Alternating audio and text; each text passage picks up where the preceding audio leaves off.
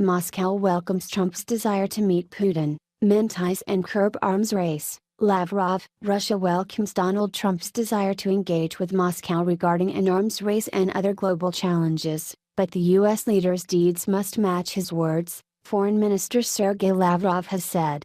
We have repeatedly stated that we positively assess President Donald Trump's desire to establish normal dialogue between our countries, Lavrov told Italy's Panorama magazine on Thursday. He added, however, that U.S. desire for dialogue would be judged on its practical steps. The top diplomat noted that relations between the U.S. and Russia are continuing to deteriorate at present. Even if there is some positive input from the president, it is being reversed by Russophobic sentiments soaring in the U.S. establishment, Lavrov said.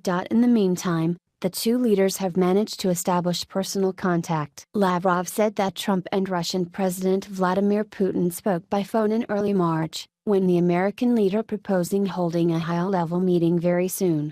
Apart from inviting Putin to the White House, Trump spoke about his desire to establish coordination of efforts in the international arena, to jointly curb the arms race.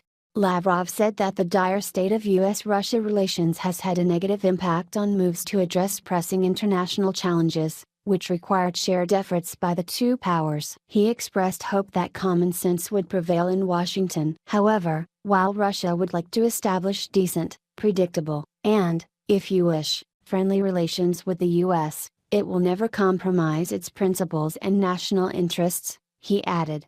Lavrov said international politics is becoming tenser and less predictable because the U.S., along with several other Western countries brought to heel by the Americans, are trying to preserve medieval-like domination in world affairs.